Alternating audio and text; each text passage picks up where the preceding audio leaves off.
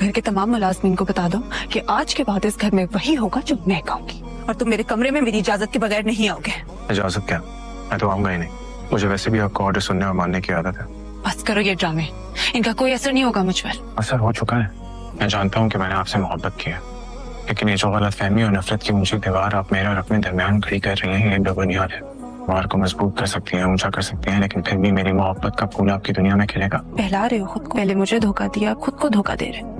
मत पहलाओ खुद को अली खान, मर जाओगे। इतने आराम से नहीं, एक बार में नहीं, मुझे अच्छा नहीं लगेगा।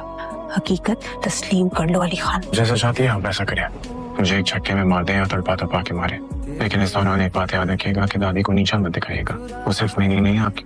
मुझे बहुत अच्छे से पता है कि वो मेरी क्या लगती हैं और क्या नहीं, और मुझे उनके साथ कैसा रवैया रखना चाहिए।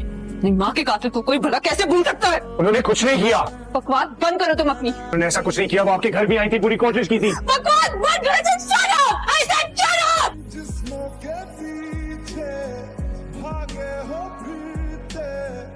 छोड़ो मेरा। ये रहा तुम्हारा मुजरिम, पूछ लो इससे, शायद तुम्हारी आंखें खुल जाए। कितने में बिके हो तुम? मुझसे गलती हो गई है, मुझे माफ कर दो।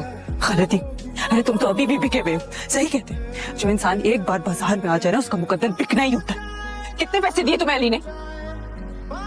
ये काम अली खान के कहने पे नहीं किया। बकवास। अगर अली के कहने पे नहीं किया तो किसके कहने पे किया? हेलिया के कहने पे मैंने काम किया। उसी ने मुझसे वादा किया था कि वो मुझे मुल्क से बाहर भेजेगी। जितने पैसों की डिमांड की उससे एग्री किया। वाह, बड़ी अच्छी स्क्रिप्ट याद करवाई है अली ने तुम्हें। कसम खा के कहता हूँ, मैंने अली के कहने पे नहीं किया। जो कुछ किया मैंने एलिया के कहने पे किया।